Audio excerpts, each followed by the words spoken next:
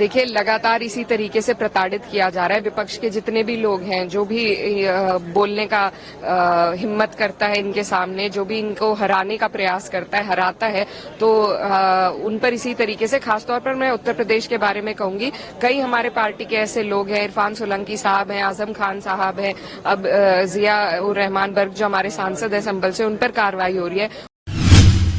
और जो झूठी बातें भाजपा फैला रही है कि इस तरीके से धक्का मुक्की हुई, हम लोग दोनों दिन प्रदर्शन में रहे और हमारे सामने ऐसा कोई भी हालात नहीं बने। हालांकि हमने ये तक देखा कि सभी सांसद अंदर जाते हुए एक कतार में अंदर गए हैं, तो व्यवस्था ठीक थी, शांतिपूर्वक थी।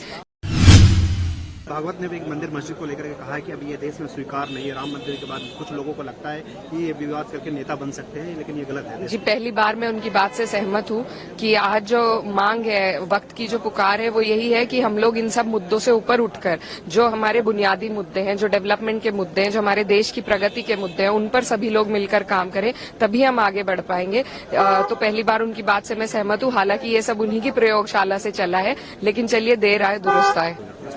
देखिए, बहुत अफसोस की बात है कि जिस सत्र में हमने संविधान दिवस मनाया, कॉन्स्टिट्यूशन पे चर्चा करी, उसी चर्चा के दौरान जो गृह मंत्री जी की टिप्पणी आई, वो बहुत ही अफसोसजनक है। वो भी हमारे देश के संविधान के निर्माता रहे, बाबा साहेब अम्बेडकर के बारे में, और जिनको पूरा देश मानता है, क्योंकि संविधान से ही हमारे हर नागरिक के अधिकार निकलते हैं। तो बहुत अफसोसजनक टिप्पणी थी और हम यही मांग करते हैं, विपक्ष के लोग, कि उन गृह मंत्री अपने शब्दों को वापस लें, माफी मांगे, और उसी के तर्ज पे यहाँ पर हम सब ने विरोध प्रदर्शन किया। विरोध का अधिकार भी हमें संविधान से मिला है, तो उसी अधिकार का इस्तेमाल करते हुए सबने यहाँ शांतिपूर्वक विरोध किया। और जो झूठी बातें भाजपा फैला रही है कि इस तरीके से धक्का मुक्की हुई, हम लोग दोनों दिन प्रदर्शन में रहे और हमारे सामने ऐसा कोई भी हालात नहीं बने।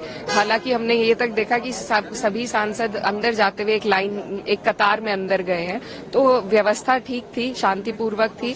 लेकिन क्योंकि इन्हें ध्यान भटकाना है, अपनी जो इनसे चूक हुई है, भूल हुई है, उसको ना कबूलते हुए दूसरे की किसी को चोट लग गई, और इस तरह के जो झूठे षड्यंत्र भाजपा हमेशा करती है, उसके तहत मुझे लग रहा है ये ध्यान भटकाने का एक प्रयास है। लेकिन संविधान से हमारा ध्यान नहीं भटकेगा, बाबा साहब से हमारा ध्यान नहीं भटकेगा, और हम अभी भी अटल है कि गृह मंत्री माफी मांगे, अपने शब्दों को वापस ले। सांसद के ऊपर FIR दर्ज हो जाता है संभल में के खिलाफ, उसको लेकर देखिए, लगातार इसी तरीके से प्रताड़ित किया जा रहा है। विपक्ष के जितने भी लोग हैं, जो भी बोलने का हिम्मत करता है इनके सामने, जो भी इनको हराने का प्रयास करता है, हराता है, तो उन पर इसी तरीके से, खासतौर पर मैं उत्तर प्रदेश के बारे में कहूंगी, कई हमारे पार्टी के ऐसे लोग हैं, इरफान सोलंकी साहब हैं, आजम खान साहब हैं, अब जिया उर रहमान बर्ग जो हमारे सांसद है संभल से, उन पर कार्रवाई हो रही है। उससे पहले भी कई लोग, मेरे भाई के ऊपर इसी तरीके से कार्रवाई की गई थी।